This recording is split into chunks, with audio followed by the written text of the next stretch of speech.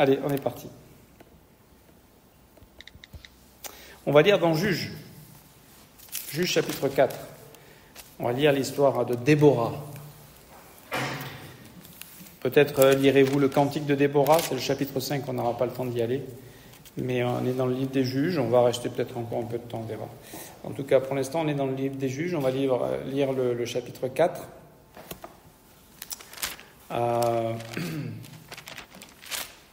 Et on va prier. Seigneur, merci de ces moments que tu nous accordes et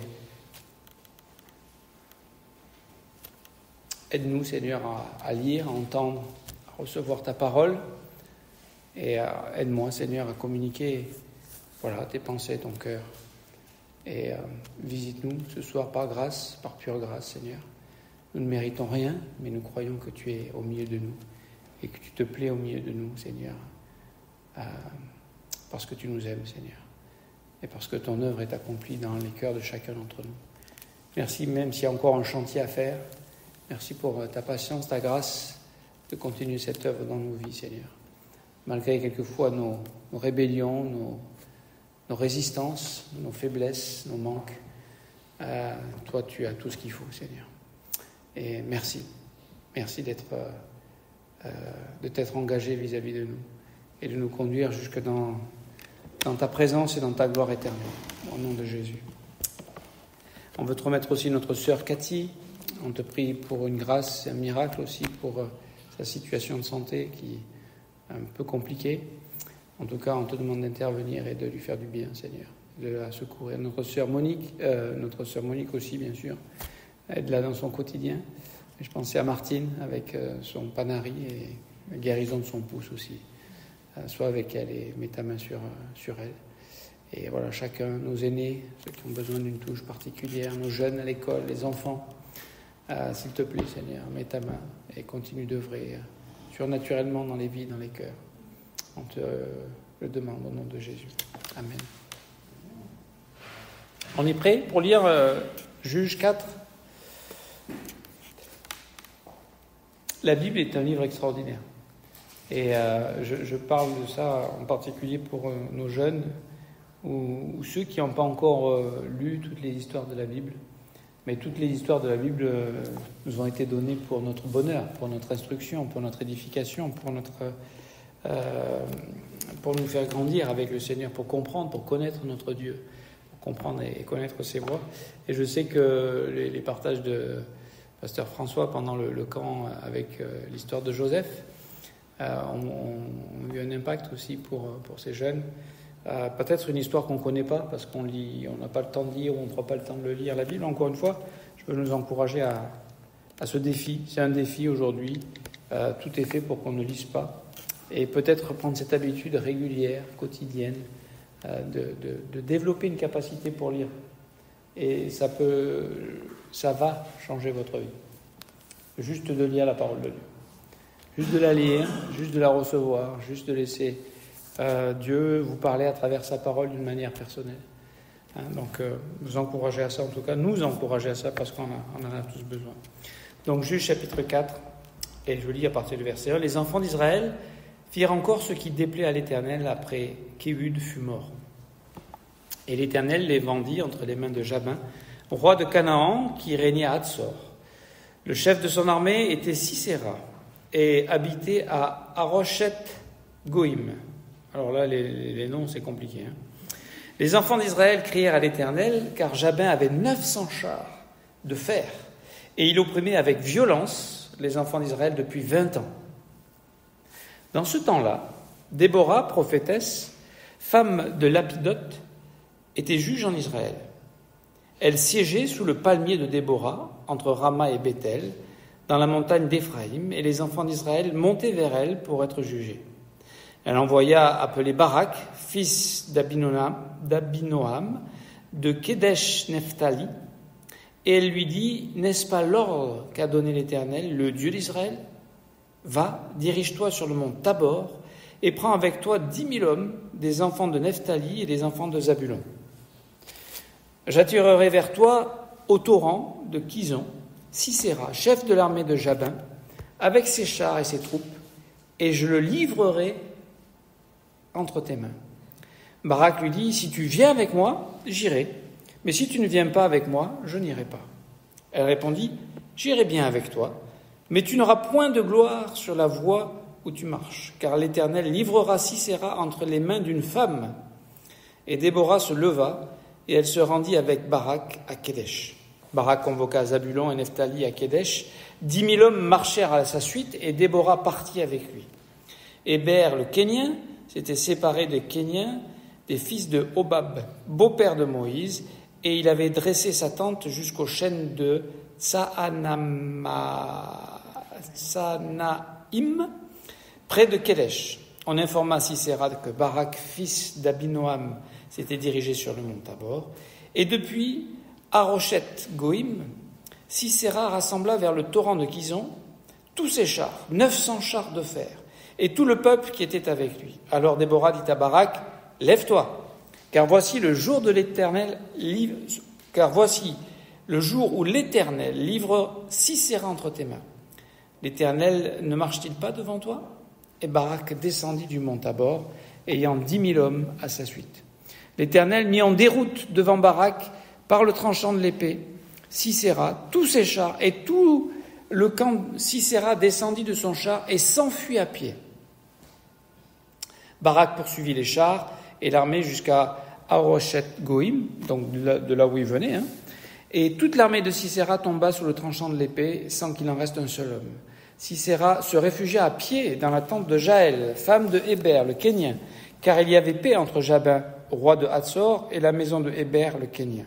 Jaël sortit au devant de Sisera et lui dit « Entre, mon seigneur, entre chez moi, ne crains point. » Il entra chez elle, dans la tente, et elle le cacha sous une couverture. Il lui dit « Donne-moi, je te prie, un peu d'eau à boire, car j'ai soif. » Elle ouvrit l'outre du lait, lui donna à boire et le couvrit. Il lui dit encore « Tiens-toi à l'entrée de la tente, et si l'on vient t'interroger en disant « Y a-t-il quelqu'un ?» tu répondras « Non. » Jaël, femme de Héber, saisit un pieu de la tente, prit en main le marteau, s'approcha de lui doucement, et lui enfonça dans la tempe le pieu qui pénétra en terre. Il était profondément endormi et accablé de fatigue, et il mourut. Comme Barak poursuivait Sisera, Jaël sortit à sa rencontre et lui dit « Viens, et je te montrerai l'homme que tu cherches. » Il entra chez elle, et voici, Sisera était étendu mort, le pieu dans la tempe. En ce jour, Dieu humilia Jabin, roi de Canaan, devant les enfants d'Israël, et la main des enfants d'Israël s'appesantit de plus en plus sur Jabin, roi de Canaan, jusqu'à ce qu'il ait exterminé Jabin, roi de Canaan. Alors vous allez me dire, c'est pas très gai, c'est des guerres, c'est des tueries, c'est des...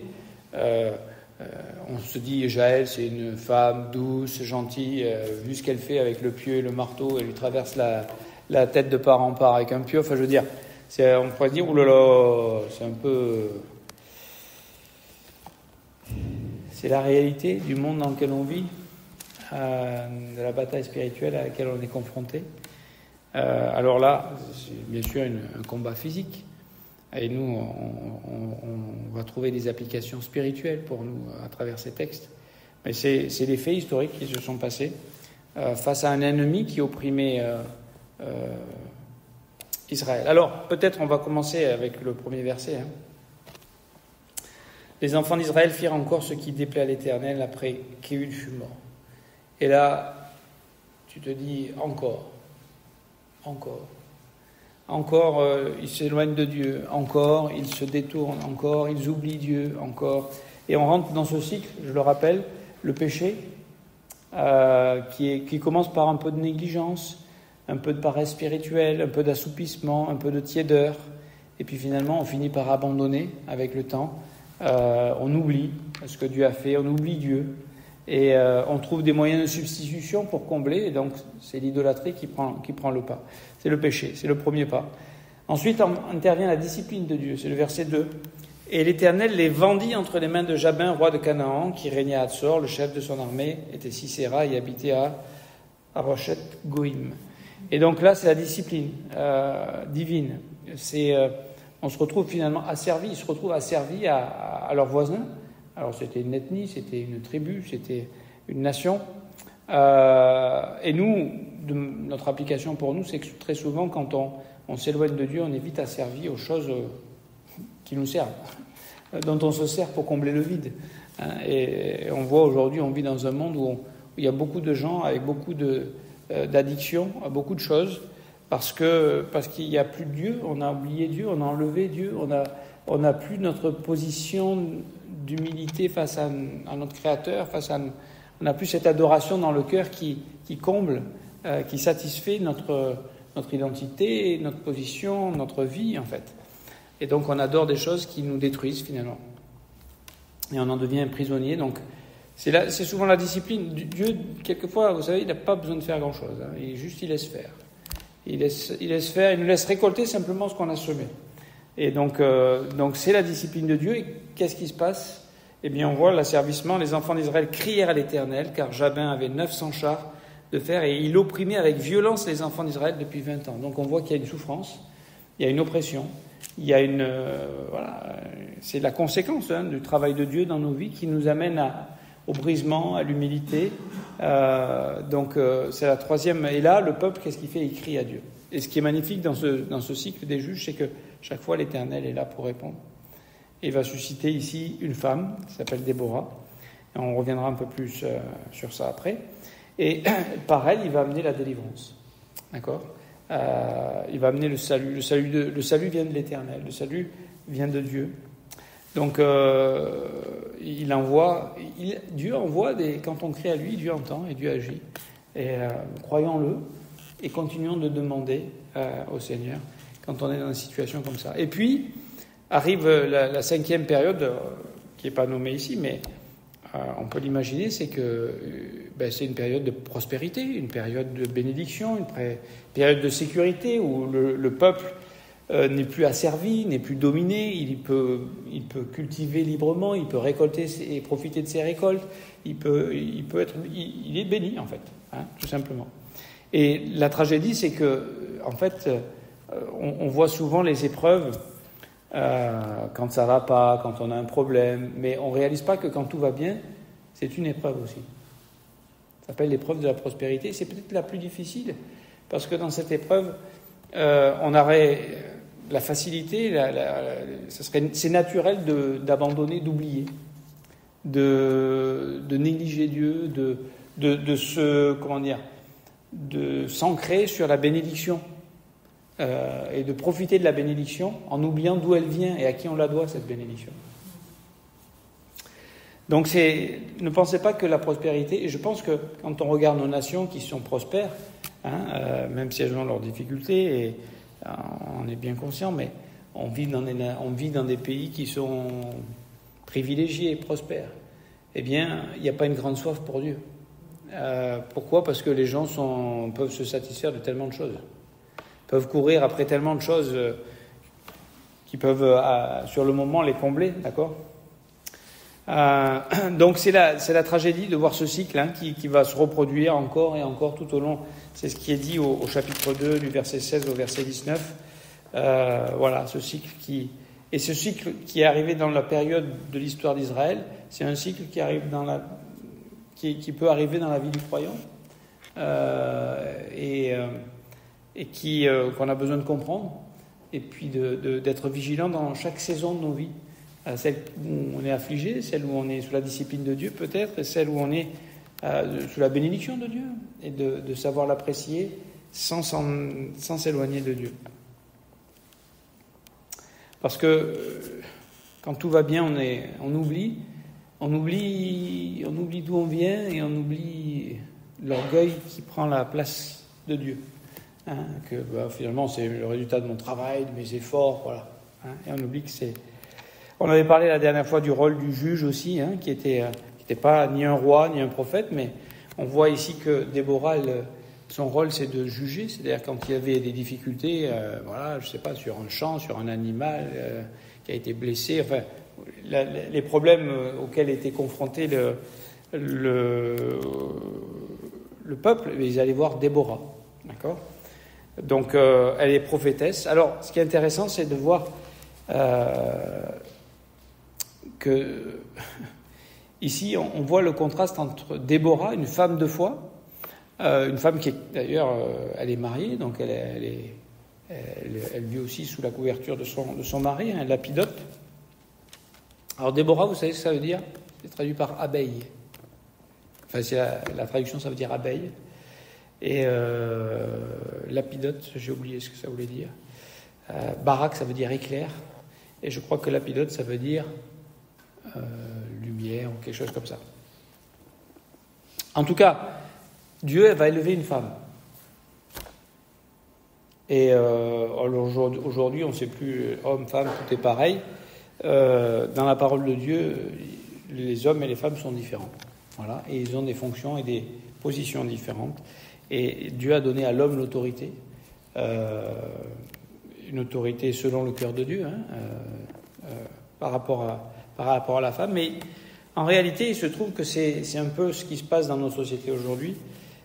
C'est que les hommes sont plutôt démissionnaires et ne prennent pas leurs responsabilités de père, ne prennent pas leurs responsabilités d'homme, ne prennent pas leurs responsabilités de chef de famille et de l'appel que Dieu a sur leur vie. Et quand ça se passe comme ça, Dieu ne s'arrête pas en disant voilà, j'ai plus de solution. Non, il peut utiliser, et il utilise des femmes, et des femmes spirituelles, et des femmes qui vont montrer l'exemple de ce que les hommes auraient dû faire. Mais c'est pas le premier plan de Dieu, d'accord ? Mais et ça veut dire que pour les femmes, de penser de toute façon dans l'Église ou dans la vie chrétienne, c'est que les hommes qui font tout. Non, s'il n'y a pas les femmes, c'est les femmes souvent qui sont les plus spirituelles, les plus sensibles, les plus soumises, les plus à l'écoute du Seigneur et prêtes à croire Dieu et à relever les défis. Et on va voir que la bataille à laquelle ils sont confrontés, ce sont deux femmes qui vont être élevées comme quelque part les héroïnes de cette histoire. Même si à la fin de la fin, quand on lit dans Hébreux chapitre 11, les héros de la foi, on voit apparaître Barak. Ça, c'est la grâce de Dieu. Ça, c'est la grâce de Dieu, parce que on voit le contraste entre Déborah qui donne, qui prophétise, qui parle de la part de Dieu, et qui donne à Barak la prophétie qui sera vainqueur, qui peut aller combattre contre... c'est au verset 6. Elle a envoyé appeler Barak, fils de Abinadab, et elle lui dit, n'est-ce pas l'ordre qu'avait donné l'Éternel, le Dieu d'Israël ? Va, dirige-toi sur le mont Tabor et prends avec toi 10 000 hommes, des enfants de Nephtali et des enfants de Zabulon. J'attirerai, et ça c'est Dieu qui parle, j'attirerai vers toi au torrent de Kison, Sisera, chef de l'armée de Jabin, avec ses chars et ses troupes, et je le livrerai entre tes mains. Qui va gagner ? En fait, dans tous les combats, et dans tous les combats que nous avons à faire, dans le combat spirituel, qui donne la victoire ? Qui combat ? C'est Dieu qui combat. C'est pas nous, on est des hommes, on est des costauds, on va y... C'est une abeille. Une abeille. Je veux dire, abeille, c'est pas... Je veux dire, tu dis, qu'est-ce qu'elle peut faire contre 900 chars ? C'est une abeille qui a Dieu dans son cœur, qui a Dieu avec elle. Et nous, c'est exactement ça. Et ce qui est étonnant, c'est de voir que Barak, qui est quand même un leader, puisqu'il va quand même, quand il appelle les gens de Nephtali et de Zabulon, il y a quand même 10 000 hommes qui viennent. Donc il devait avoir une forme de leadership quand même, parce que vous allez dans la rue, vous cherchez 10 000 Nîmois pour vous suivre, je ne pense pas que vous allez les trouver comme ça, d'accord ? Donc il y avait quand même, c'était un homme qui était certainement reconnu comme un leader, en tout cas un homme assez valeureux. Et pourtant sa réponse, quand Barak lui dit, si tu viens avec moi, verset 8, j'irai, mais si tu ne viens pas avec moi, je n'irai pas. Il manque de foi. Il vit dans la crainte. Il ne connaît pas le caractère de Dieu. Et donc, elle répond, j'irai bien avec toi. Alors, elle ne prend pas la place de Barak. Elle l'accompagne, ça c'est important aussi. Elle ne prend pas la place de Barak, mais elle lui dit que voilà, tu n'auras pas la gloire de cette victoire. Et lui, il va penser que c'est elle qui va tuer Sisera, mais ce n'est pas elle qui va le faire, ça sera Jaël. C'est donc une prophétie, encore une fois. Et donc, ce qui doit nous encourager, en tout cas, c'est de réaliser que dans cette histoire, d'abord, on voit que Dieu discipline de différentes manières. quand on regarde l'histoire des juges et la carte de toutes les juges qui ont été élevés, c'est pas toujours dans les mêmes régions d'Israël, c'est pas toujours au même endroit. Là, c'est plutôt Megiddo, c'est le centre, au sud-ouest de la mer de Galilée. C'est là que la bataille aura lieu. On peut se dire, mais si on rationalise, et ça c'est si on est un homme qui tient qui vit dans sa force naturelle, quand il regarde ce qu'il a comme arme, qui peut tenir devant une armée de 900 chars? Eux, je veux dire, c'est pour ça qu'ils sont dominés, c'est pour ça qu'ils sont en premier, c'est qu'ils peuvent rien faire en fait. Qui peut s'opposer à 900 chars? En tout cas, ils n'ont pas la guerre, ils n'ont pas les moyens militaires pour s'opposer à 900 chars. Donc lui, il est évidemment sur la réserve. Pourquoi? Parce qu'il s'appuie sur lui, sur sa force, sur sa logique. Et donc,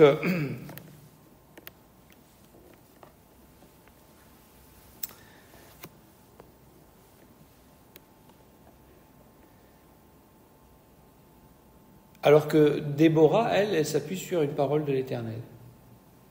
Elle s'appuie sur Dieu. Et c'est ça qui va faire toute la différence.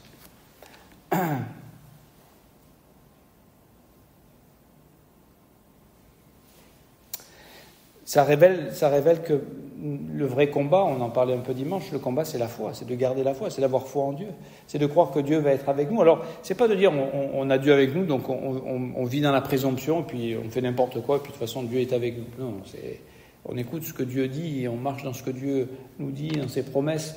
On ne vit pas avec présomption, mais on vit par la foi.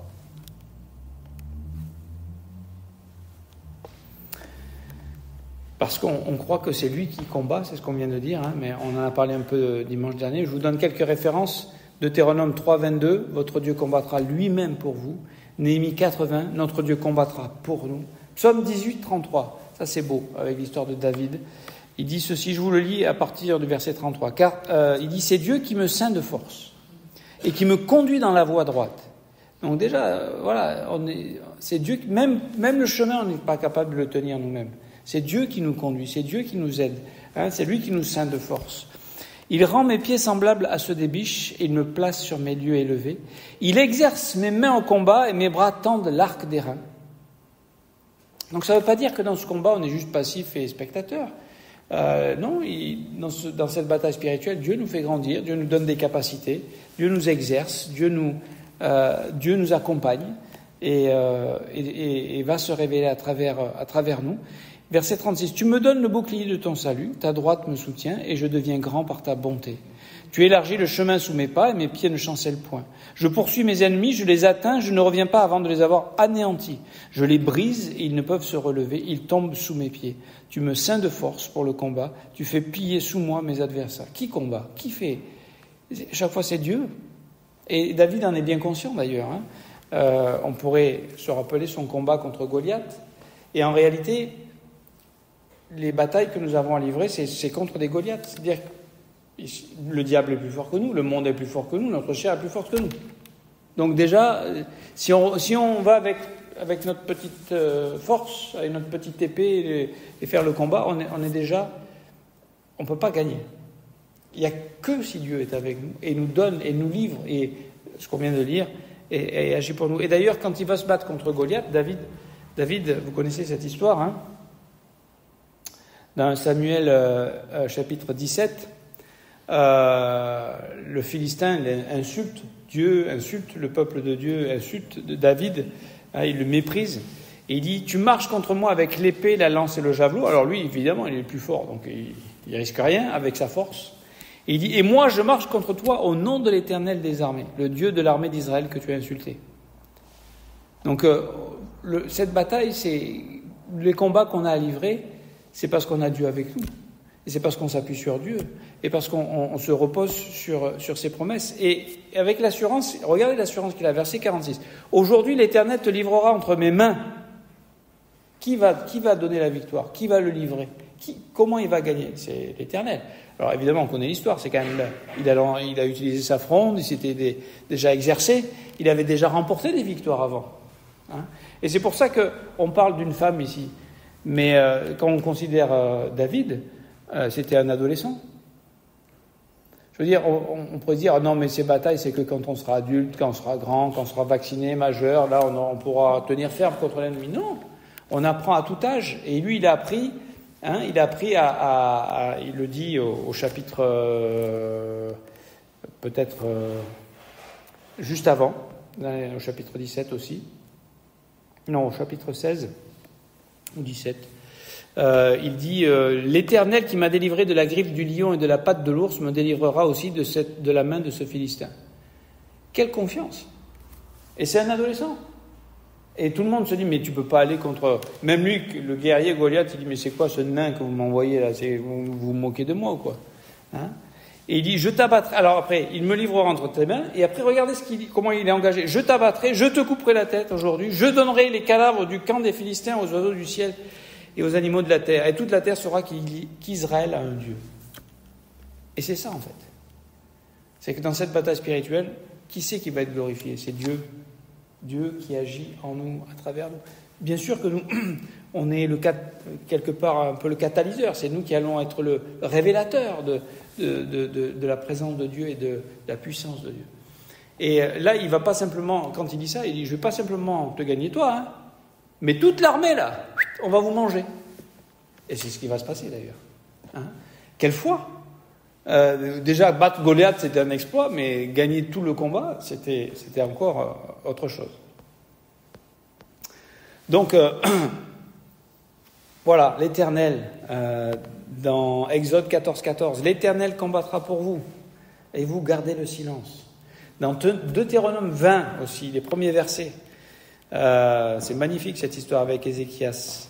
Verset 4, car l'Éternel, votre Dieu, marche avec vous pour combattre vos ennemis, pour vous sauver. Est-ce qu'on croit ça? Est-ce qu'on croit ça? On n'est pas digne d'avoir la victoire. On n'a pas la force pour avoir la victoire. Mais en Christ, on a la victoire. Il est victorieux. Et nous, on est en qui? On est en Christ, n'est-ce pas? Donc, on est tous confrontés à un combat et qui ne se remporte pas avec nos forces naturelles. Mais on a besoin de force spirituelle. On a besoin de foi, n'est-ce pas? Et donc on est tous face à des Goliaths et notre assurance vient de ce que Dieu a déjà remporté la victoire. Christ. Je veux dire, notre victoire c'est Christ à la croix. La mort est vaincue, Christ à la croix et après la croix, la résurrection. La mort et le péché sont gagnés. Donc voilà, il a gagné, c'est déjà accompli. C'est pas. Est-ce que ça veut dire que j'aurai toujours la victoire et que je ne pécherai plus? Non. Non, mais le péché a déjà été réglé. La victoire est déjà accomplie. Et si je suis en Christ, comme on l'expliquait dimanche, si je suis rempli si je suis rempli de moi, je vais tomber. Mais si je suis rempli de Dieu, je vais trouver. En fait, en m'approchant de Dieu, je m'éloigne du péché. Si j'essaye de combattre le péché avec mes forces, je tomberai dans le péché. Mais si je m'approche de Dieu, j'aurai la victoire sur le péché. Et c'est parce que c'est Dieu qui donne la victoire. C'est pas moi qui la remporte par mes forces. Donc, dans cette histoire, ce qui est magnifique, c'est de voir comment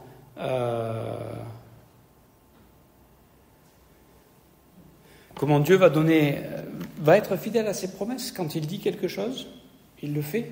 Il va l'accomplir. Alors, comment, verset 15, l'Éternel mit en déroute devant Barak par le tranchant de l'épée Sisera, tous ses chars, et tout le camp. Sisera descendit de son char et s'enfuit à pied. Et celui qui était invincible, celui qui avait, il est le chef, il a 899 chars autour de lui. Comment tu peux l'atteindre? Comment ça a marché?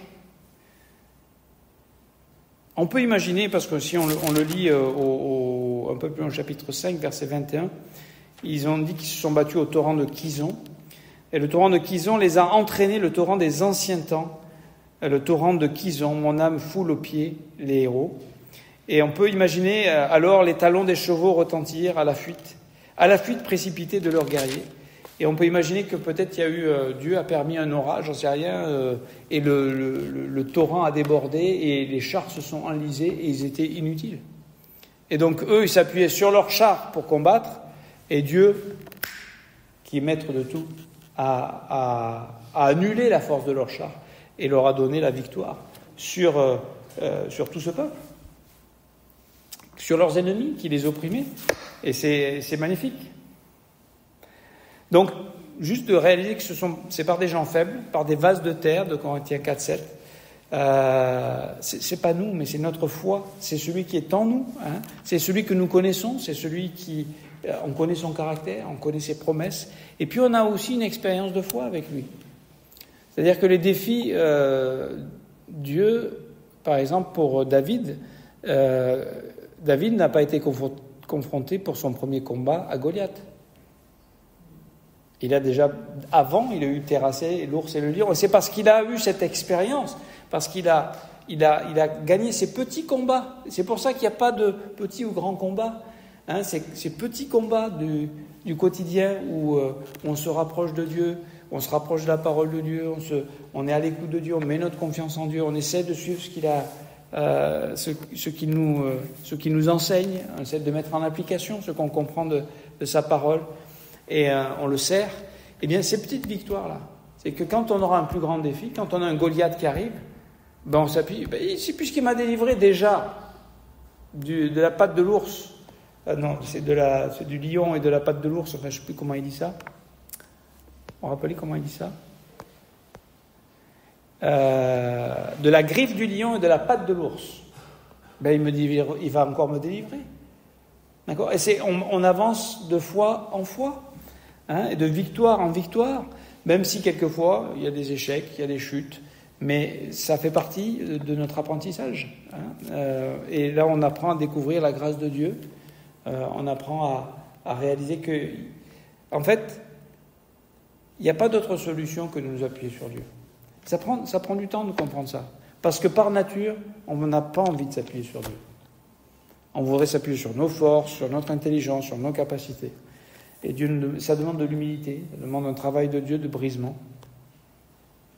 Et de réaliser que celui qui nous secourt, c'est l'Éternel. Psaume 118, verset 7, « L'Éternel est mon secours, et je me réjouis à la vue de mes ennemis. » Il a une telle assurance qu'il voit ses ennemis, et il a une telle assurance que l'Éternel est son secours, que presque il est content de voir ses ennemis. Il dit, tiens, on va voir comment Dieu va faire dans cette histoire. Et peut-être quand vous vous retrouvez dans des situations impossibles, comment Dieu va faire dans cette histoire ? Et ce sera peut-être l'apprentissage de découvrir, oui, Dieu m'a délivré de la griffe de cette histoire. C'est pas du lion physique peut-être, ou de l'ours, mais de telle ou telle circonstance, de tel ou tel défi, de telle ou telle relation, de telle situation financière, de telle maladie, voilà, la vie de tous les jours. Hein ? Pourquoi ? Parce que Psaume 121, verset 2, « Le secours me vient de l'Éternel, qui a fait les cieux et la terre. » Donc celui qui a fait les cieux et la terre, est-ce qu'il serait trop court ? J'ai plus assez de secours, j'ai tout donné déjà, aujourd'hui il ne m'en reste plus. Hein ? Alors, il ne se retrouve jamais à court de secours. Notre combat, en fait, c'est d'accepter humblement ce que nous sommes. Juste des hommes, soyons honnêtes, impuissants, mais qui s'appuie sur un Dieu puissant. Et c'est ce que Barak n'a pas fait. Il s'est appuyé sur Déborah plus que sur Dieu. Hein? Parce qu'il n'a pas vraiment cru la promesse que Dieu lui donnait.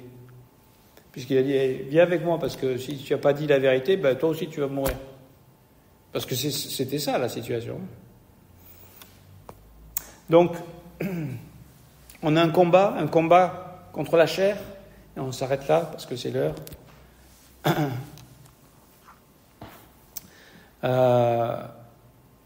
Le combat contre notre propre chair, qui en fait,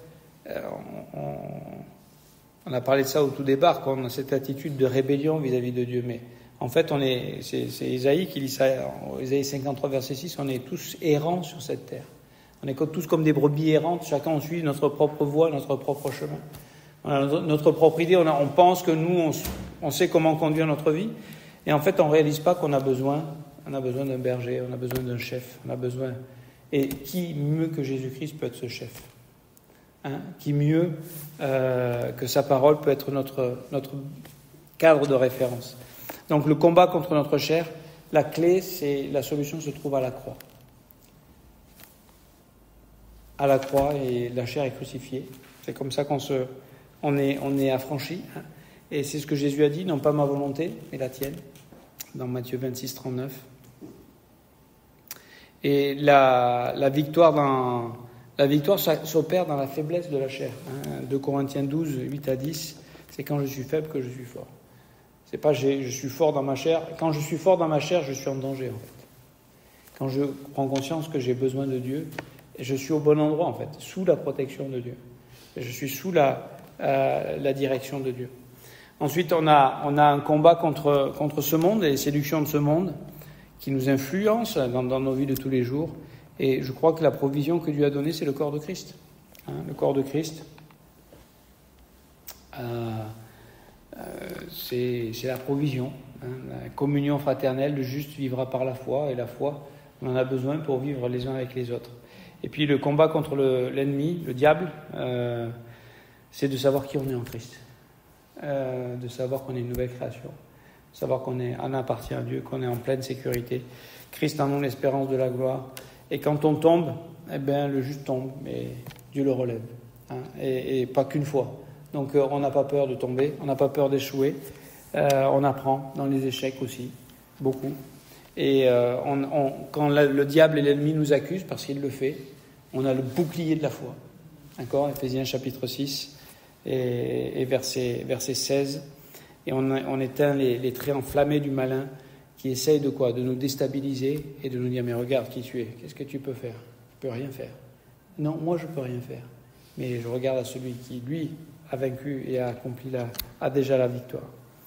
Voilà, donc à travers tout ça, on peut simplement souligner que ce n'est pas Déborah qui va tuer Sisera, mais ça va être une autre femme. Et pas un homme, hein, pour montrer que quand les hommes ne se lèvent pas, Dieu peut utiliser les femmes aussi. Et ça doit nous encourager, à nous les hommes, de nous lever pour que les femmes soient à leur place aussi, et de réaliser que chacune d'entre elles a un appel particulier et unique avec Dieu pour servir, pour le connaître, et pour, par leur foi, encourager les hommes à se tenir devant Dieu. Et à trouver ce chemin qu'on a chacun à marcher avec Dieu, à découvrir, dans lequel on va être victorieux et on va révéler un Dieu qui est invisible. Et ça va fortifier notre foi et ça va nous aider pour l'étape d'après. Et au lieu d'être dans cette spirale infernale où on s'éloigne de Dieu sans cesse, on va être dans une spirale plutôt ascendante où pas de fois après pas de fois, on va voir que Dieu prend soin de nous. Et dans l'humilité, hein, on n'est pas fort en nous-mêmes, mais on est fort en Jésus-Christ. Que Dieu vous bénisse.